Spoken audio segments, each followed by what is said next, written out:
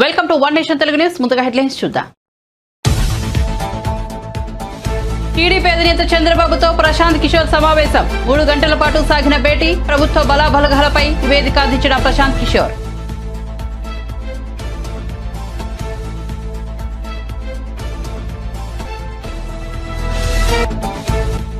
ఏపీలో పరిస్థితులు రోజు రోజుకు మారిపోతున్నాయన్న నారాయణ.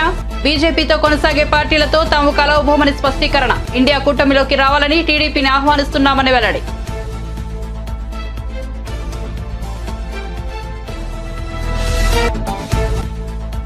ప్రపంచవ్యాప్తంగా మళ్లీ విజృంభిస్తోన్న కరోనా.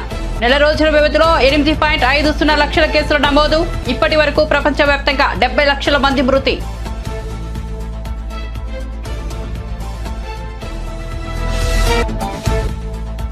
లోకేష్ తో కలిసి హైదరాబాద్ నుండి విజయవాడ వచ్చిన ప్రశాంత్ కిషోర్.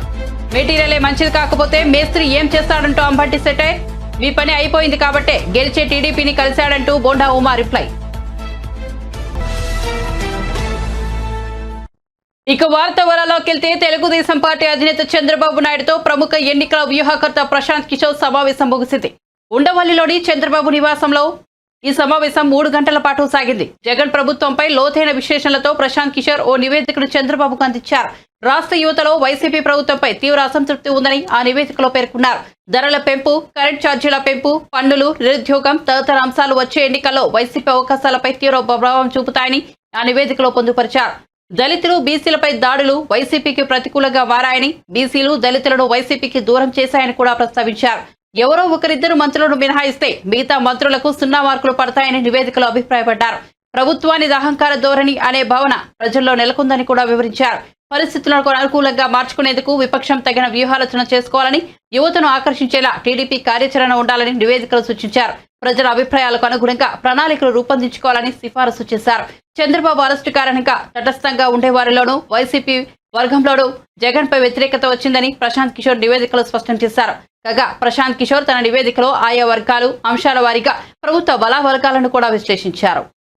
ఏపీ రాజకీయాలు నేడు కీలక మలుపు తిరిగాయి. ప్రముఖ ఎన్నికల వ్యూహకర్త ప్రశాంత్ కిషోర్ ఇప్పటి వరకు వైసీపీ పక్షం అని భావించిన వారికి నేడు చోటు చేసుకున్న పరిణామం అమితాశ్చర్యాన్ని కలిగించేదే. హైదరాబాద్ నుంచి నారా లోకేష్ తో కలిసి విజయవాడ వచ్చిన ప్రశాంత్ కిషోర్ ఎయిర్పోర్ట్ నుంచి నేరుగా ఉండవల్లిలోని చంద్రబాబు నివాసానికి వచ్చారు. దాదాపు 3 గంటల పాటు సమావేశమై చంద్రబాబుకు ఓ నివేదిక అందించారు.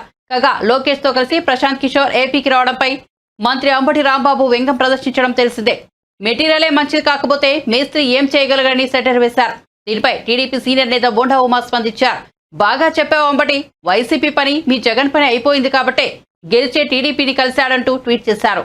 దేశానికి పోస్ట్ మార్టం చేయడానికి మాత్రమే పనికొస్తాడు తప్ప ప్రాణం పోయడానికి పనికిరాడనే వాస్తవాన్ని ఇవాళ కాకపోతే వచ్చి పరిశీలించిన తర్వాత అయినా మీకు అర్థమవుతుందని ఈ సందర్భంగా నేను చెప్పదలుచుకున్నాను. ఎంతమంది ప్రశాంత్ కిషోర్లైనా, ఎంతమంది పవన్ కళ్యాణ్ అయినా కట్టగట్టుకొని వచ్చినా, ఎన్ని వ్యూహాలు చేసినా, ఎన్ని వ్యూహాలు రచించినా తెలుగుదేశం పార్టీని బతికించటం సాధ్యపడే అంశం కాదు. జగన్మోహన్ రెడ్డిని ఓడించటం అంతకంటే సాధ్యం కానటువంటి పని అని అర్థం చేసుకోవాల్సిందిగా ఈ సందర్భంగా చెప్పదలుచుకున్నాను. అంటే రాబిన్ సింగ్ పని అయిపోయిందనమాట. ఆ వ్యూహకర్త పని అయిపోయింది. కొత్త వ్యూహకర్త రావాల్సి వచ్చింది. అంటే ఇంతకు ముందు పనిచేస్తున్న వ్యూహకర్త వల్ల పార్టీ పైకి రాలేదు, ఇంకా దిగజారిపోయింది. అందువల్ల మరొక వ్యూహకర్తను తీసుకొచ్చారు అనేగా అర్థం. అంతేకాదు, చంద్రబాబు నాయుడు గారిని అరెస్ట్ చేసి 53 రోజులు జ్యుడిషియల్ రిమాండ్లో పెడితే ఏం చేశాడు? పవన్ కళ్యాణ్ కొన్నాళ్ళు కనపడ లోకేష్ కొన్నాళ్ళు కనపడలా. ఎక్కడికి వెళ్ళాడు? వెళ్ళి పీకే కాళ్ళు పట్టుకున్నారని చెప్పారు. పీకే నేను రాను బాబు, అది చచ్చిపోయిన పార్టీ, నేను బతికిందని చెప్పినా మళ్ళీ ఏదో బతినాడు స్పెషల్ బయటలో తీసుకొచ్చారని వింటున్నాం. చివరికి ఏం జరిగిద్దో చూద్దాం.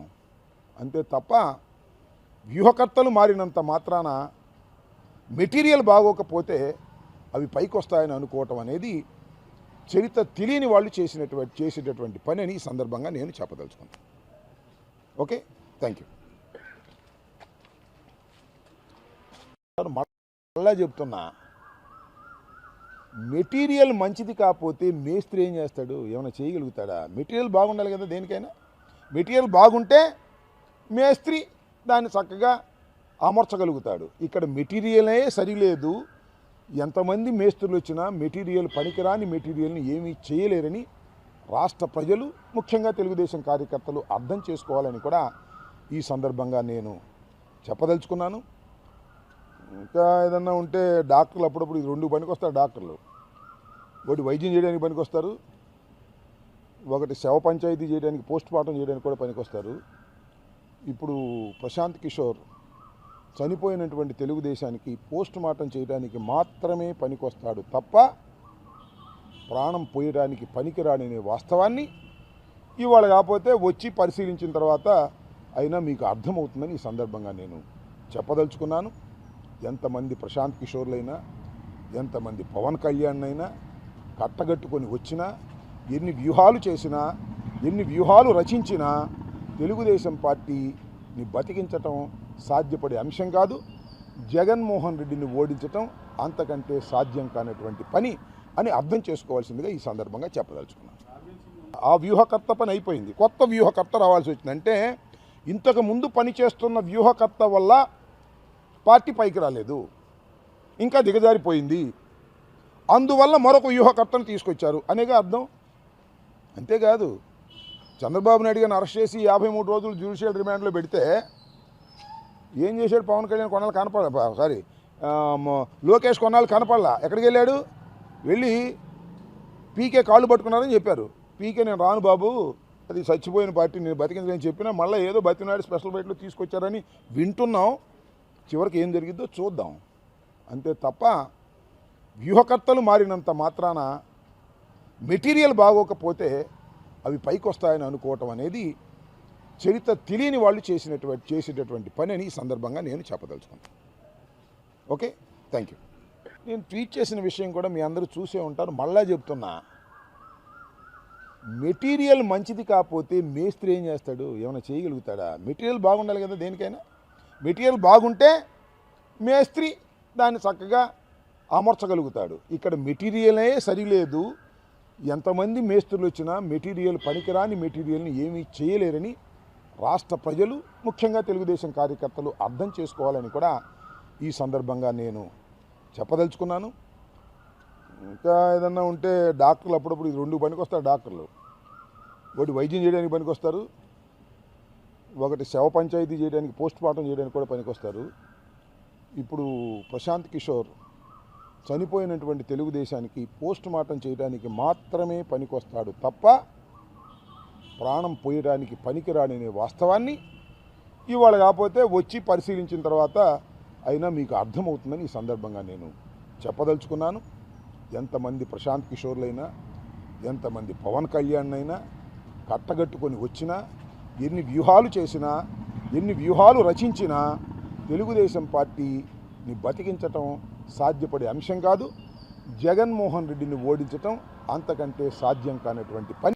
సూర్యాపేట జిల్లాలో 2000 మందికి డబుల్ బెడ్రూమ్ ఇల్లు నిర్మించి ఇస్తామని మంత్రి ఉత్తమ్ కుమార్ రెడ్డి అన్నారు. శనివారం మంత్రి పొంగులేటి శ్రీనివాసరెడ్డితో కలిసి ఉత్తమ్ కుమార్ రెడ్డి సూర్యాపేట జిల్లాలో పర్యటించారు.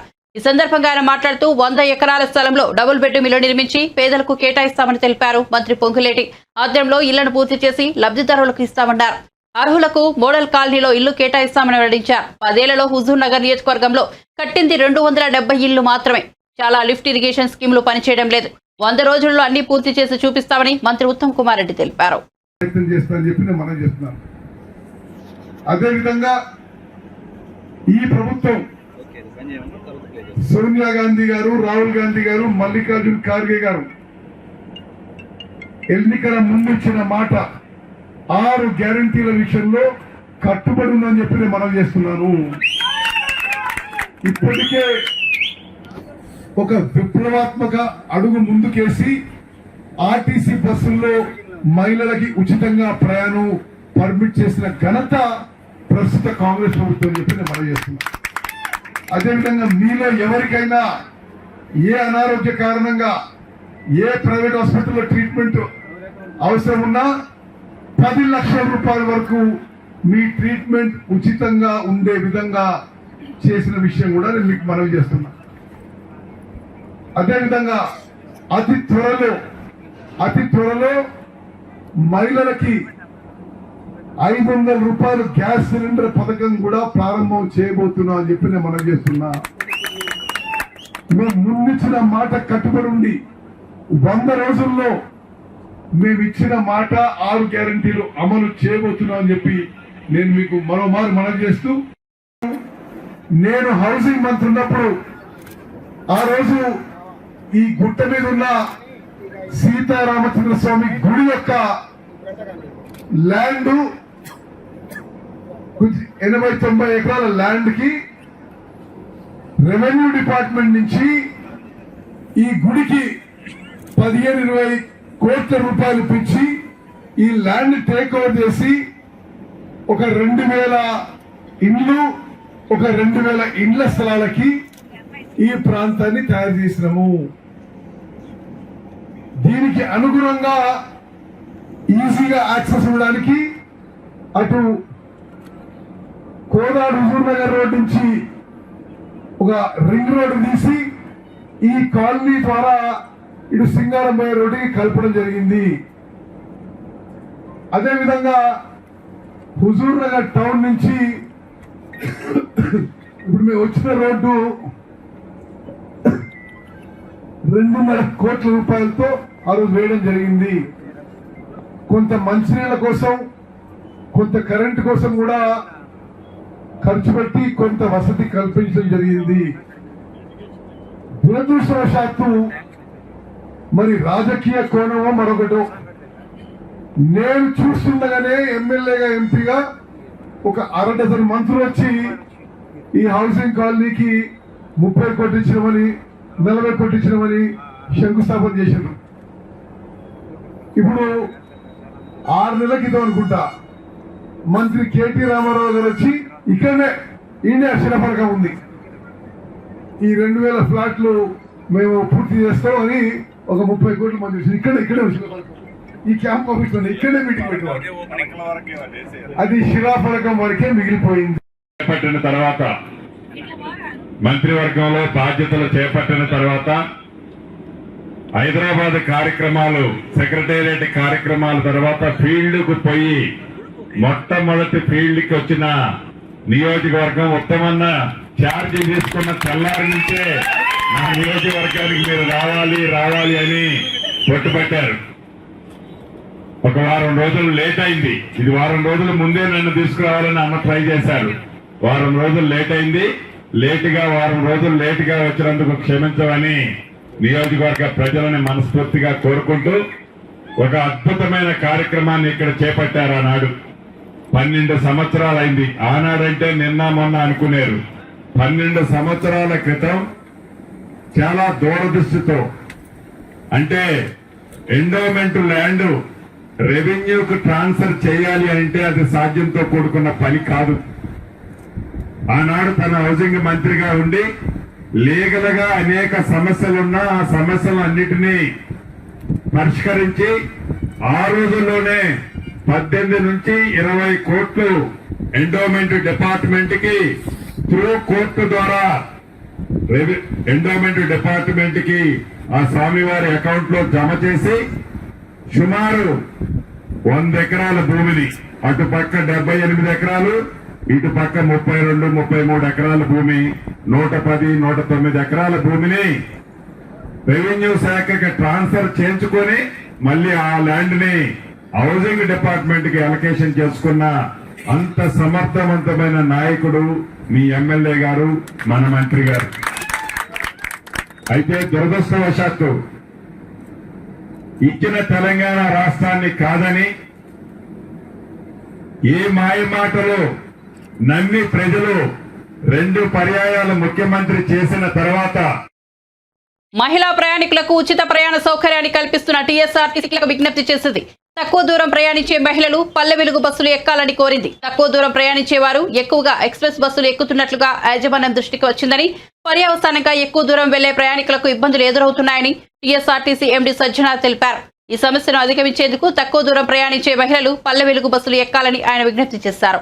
ఈ నెల 9వ తారీఖు నుంచి రాష్ట్ర ప్రభుత్వం చేపట్టిన మహాలక్ష్మి ఉచిత ప్రయాణం మహిళలకి, ఆడపిల్లలకి, అదేవిధంగా థర్డ్ జెండర్కి టీఎస్ఆర్టీసీ యాజమాన్యం చాలా సక్సెస్ఫుల్గా ఇంప్లిమెంట్ చేయడం జరుగుతుంది.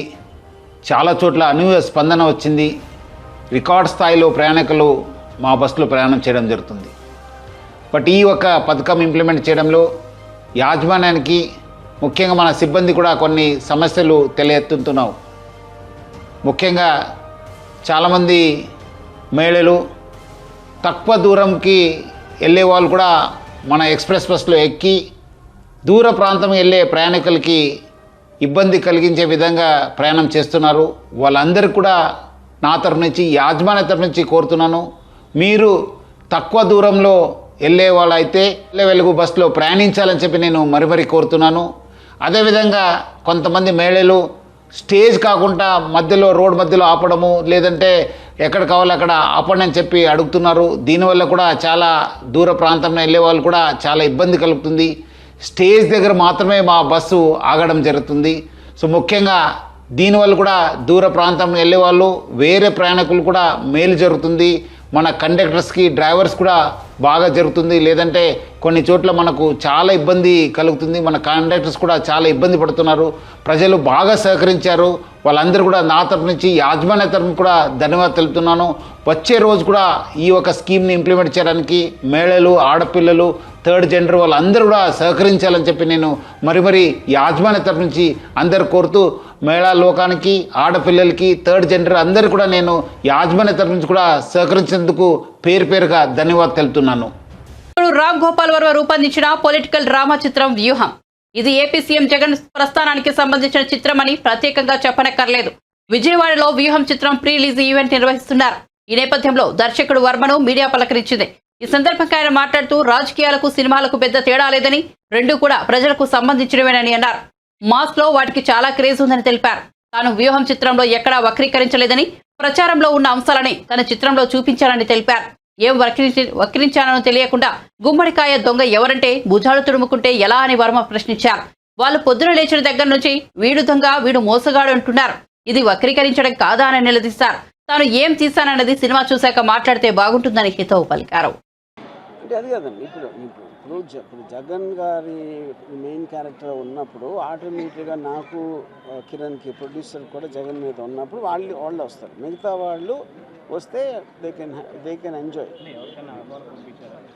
ఇప్పుడు చెప్పాను కదా, చంద్రబాబు నాయుడుకి పంపించాను, పవన్ కళ్యాణ్కి పంపించాను, నారా లోకేష్ ఇండస్ట్రీని పంపించాను.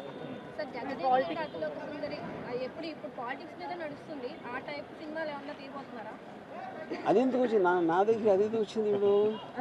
అది రాఘవేంద్ర గారి సినిమా ఫస్ట్. అప్పుడు నేను క్షణక్షణం తీస్తాను, కానీ జగదేక్ అలాంటి సినిమా తీయను. ఎందుకంటే నేను తీస్తే ఒట్టి సీదే ఒక్కతే, మళ్ళీ పక్కన చిరంజీవి గారిని వాళ్ళందరినీ పెట్టను. ఎందుకంటే శ్రీదేవి ఉంటే నేను వేరే వాళ్ళని చూడడానికి నాకు టైం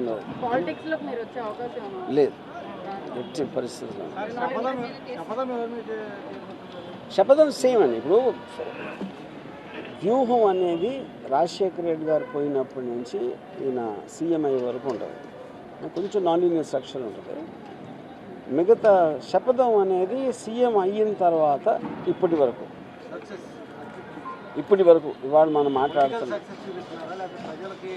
పొలిటికల్ సక్సెస్ అని చూపెట్టలేదు. ఇట్ ఈస్ అబౌట్ ఏం జరిగిందో అది చూపెడుతున్నా. అది సక్సెస్సా, ఫెయిల్యూరా, ఏ రేంజ్ అనేది ఈచ్ వ్యూవర్కి వాళ్ళ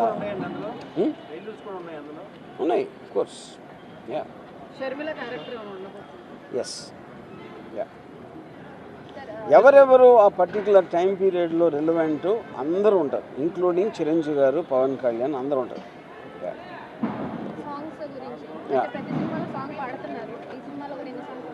ఒకటే మీ దయ వల్ల, ఎందుకంటే మీరు క్రిటిసిజం ఎక్కువ చేస్తున్నారని ఇంకోటి పాడాలనిపించిన కిరణ్ కూడా వద్దని చెప్పారు, ఒకటి చాలు అని.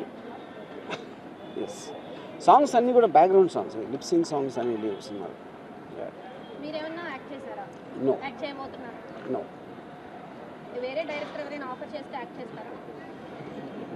అది అంటే నేను ఎప్పుడు రేపు కానీ ఎక్కువ ఆలోచించను. ఇప్పుడు కాదంటున్నా, కానీ రేపు ఎవరన్నా ఇస్తే అప్పుడు మైండ్ మారచ్చు.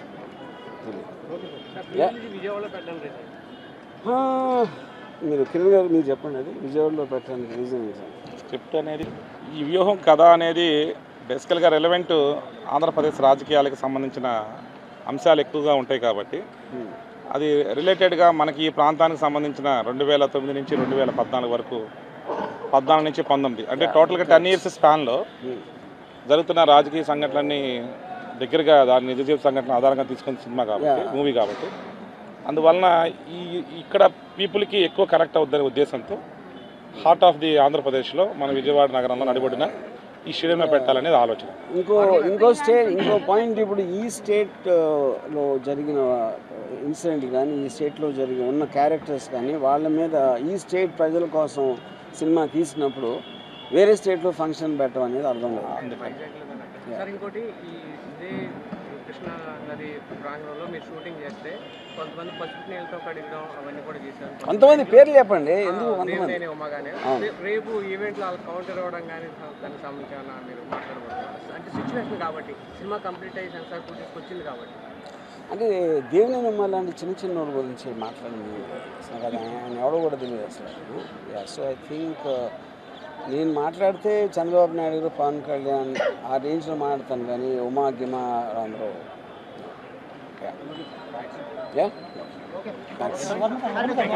గురించి ఇందాకే చెప్పాను. ఇది కేవలం నాకు కిరణ్కి ఉన్న ఒక కామన్ థాట్ ఆస్పెక్ట్లోనే తీసాం సినిమా ఇది. అంతేగాని మేము ఎవరితో కన్సల్ట్ చేసి కానీ ఈ సినిమా ఎలా తీయాలి అనే దాంట్లో ఎవరు లేరు. సినిమాలోని జనరలైజ్ చేయలేమండి. కాకపోతే నా స్ట్రాంగ్ ఫీలింగ్ ఏంటంటే ఒక ఇంప్రెషన్ మార్చడానికి మీరు సినిమా అనేది ఒక మీడియము, మీరు ఒక నాలెడ్జ్, ఒక ఫ్యాక్ట్ని డ్రమటైజ్ చేసి ఒక ఎమోషన్ రూపంలో దాన్ని ప్రొజెక్ట్ చేయడానికి ఉన్న సాధనమే సినిమా. సో ఎనీ ఎమోషన్ అనేది ఒక ఇంప్రెషన్ మార్చడానికి చేస్తుంది. ఏ రేంజ్లో మారుతుంది, ఎలా మారుతుంది అనేది నేను ప్రెడిక్ట్ చేయలేను.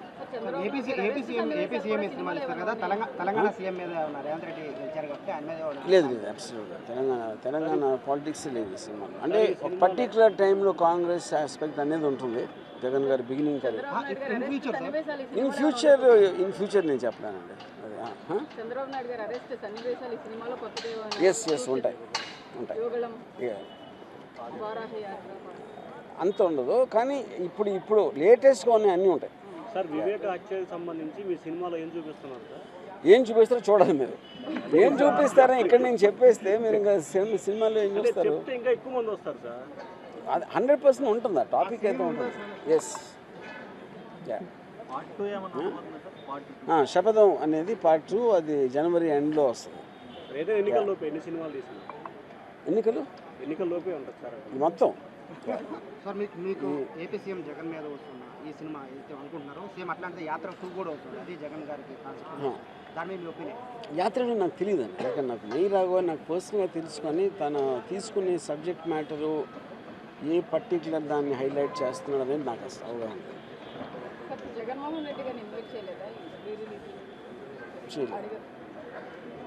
అంటే ఇప్పుడు జగన్ అంటే ఇది సినిమా ఫైనల్గా సినిమా ఈవెంట్కి ఒక సీఎం గారిని పిలవటం అనేది మీనింగ్ లేదు. ఎందుకంటే ఆయనకున్న 100 పనుల్లో ఇది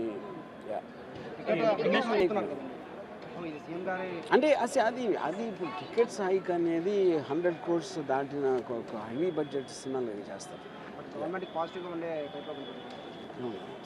ఇది గవర్నమెంట్ సంబంధించింది కాదు. ఫస్ట్ జగన్మోహన్ రెడ్డి గారు రాజకీయ ప్రపంచవ్యాప్తంగా కరోనా మహమ్మారి మళ్లీ పంజా విసురుతోంది. నెల రోజుల కాలంలో కేసుల సంఖ్య 52% పెరిగాయని ప్రపంచ ఆరోగ్య సంస్థ తెలిపింది. గత నెల రోజుల వ్యవధిలో ప్రపంచవ్యాప్తంగా 8.50 లక్షల కేసులు నమోదయ్యాయని వెల్లడించింది. వీరిలో 1.18 లక్షల మంది ఆసుపత్రిలో చేరారని తెలిపింది. 3,000 మందికి పైగా ప్రాణాలు కోల్పోయారని చెప్పింది. మరో 1,600 మందికి పైగా ఆరోగ్య పరిస్థితి విషమంగా ఉందని తెలిపింది. ఇప్పటి వరకు ప్రపంచవ్యాప్తంగా కరోనా సోకిన వారి సంఖ్య 77 కోట్లు దాటగా 70 లక్షల మంది మరణించారని తెలిపింది. బహిరంగ ప్రదేశాలకు వెళ్లేటప్పుడు మాస్కులు ధరించాలని, భౌతిక దూరం పాటించేందుకు యత్నించాలని చెప్పింది. సిద్దిపేట ప్రజల కోసం, సిద్దిపేట అభివృద్ధి కోసం తాను శాయశక్తిలా కృషి చేస్తానని మాజీ మంత్రి సిద్దిపేట ఎమ్మెల్యే హరీష్ రావు అన్నారు. శనివారం సిద్దిపేట ఎమ్మెల్యే క్యాంప్ కార్యాలయంలో 153 మందికి కళ్యాణ లక్ష్మి చెక్కుల పంపిణీ, జీవో 59 కింద 71 మందికి పట్టాలను పంపిణీ చేశారు. ఈ సందర్భంగా హరీష్ రావు మాట్లాడుతూ పేద ప్రజలు ప్రైవేట్ ఆసుపత్రికి వెళ్లి డబ్బులు వృధా చేసుకోవద్దని సూచించారు. ప్రభుత్వ ఆసుపత్రిలో ఉన్న వసతులను ఉపయోగించుకోవాలని కోరారు. ప్రజలు ఆరోగ్యంగా ఉండాలని న్యూట్రిషన్ కిట్లు అందిస్తున్నట్లు తెలిపారు.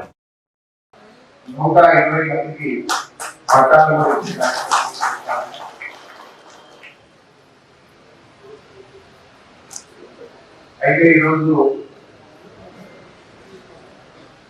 దాదాపు సిద్దిపేట నియోజకవర్గంలో ఈ కళ్యాణ లక్ష్మి కార్యక్రమం ప్రారంభమైన తర్వాత ఈ రోజు వరకు 11,014 మంది ఆడపిల్లలకు సాయం చేస్తుంది.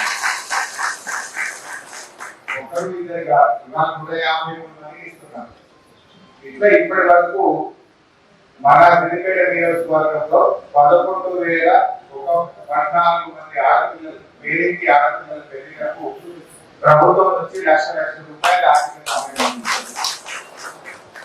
దాదాపు ఇప్పటి వరకు ఎంత ఖర్చు పెట్టామని చూస్తే 93,23,09,000 రూపాయలు షాదీ ముబారక్ కళ్యాణ లక్ష్మి కింద ఆర్థిక సహాయం అందించడం.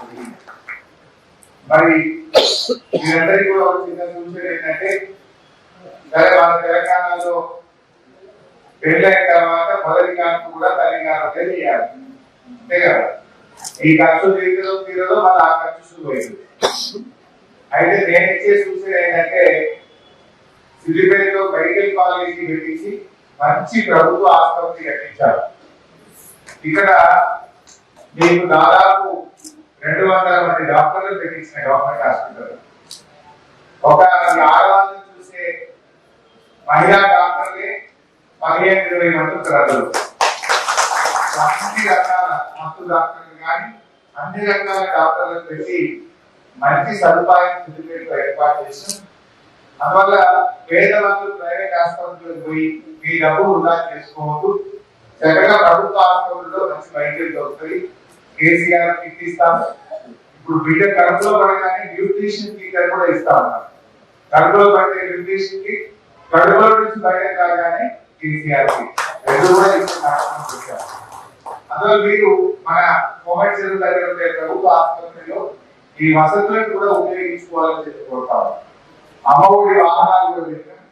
ఫోన్ చేస్తే అమ్మఒడి వాహనంలో తీసుకుపోతారు, పరీక్షలు చేస్తారు, మళ్ళీ తెచ్చి ఇక్కడ తీసుకుపోతారు. డెలివరీకి వచ్చినప్పుడు కూడా భద్రాచలంలోని శ్రీ సీతారామచంద్ర స్వామి వారి ఆలయానికి 45 లక్షల విలువైన బంగారు తులసి దళాలను భక్తులు కానుకగా సమర్పించారు. కోయంబత్తూరుకు చెందిన బాలాజీ శారద దంపతులు 565 గ్రాముల 109 తులసి దళాలను ఆలయ రమాదేవి చేతుల మీదుగా స్వామివారికి సమర్పించారు.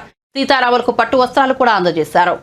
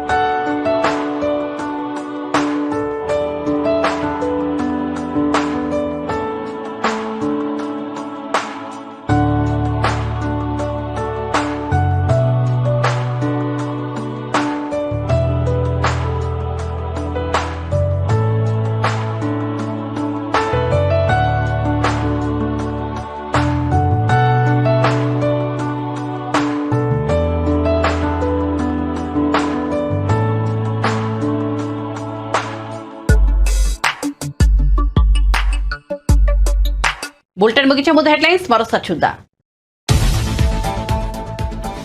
టీడీపీ అధినేత చంద్రబాబుతో ప్రశాంత్ కిషోర్ సమావేశం. 3 గంటల పాటు సాగిన భేటీ. ప్రభుత్వ బలాబలగాలపై నివేదిక అందించిన ప్రశాంత్ కిషోర్.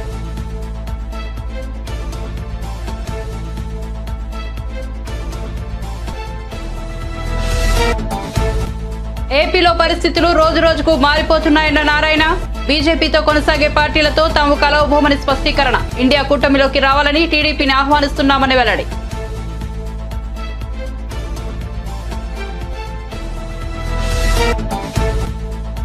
ప్రపంచవ్యాప్తంగా మళ్లీ విజృంభిస్తోన్న కరోనా. నెల రోజుల వ్యవధిలో 8.50 లక్షల కేసులు నమోదు. ఇప్పటి వరకు ప్రపంచవ్యాప్తంగా 70 లక్షల మంది మృతి.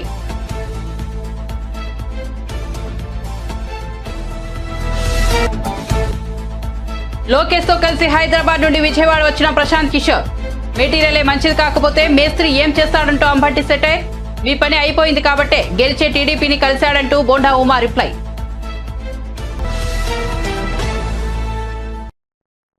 Welcome to One Nation Telugu news. ముందుగా హెడ్లైన్స్ చూద్దాం.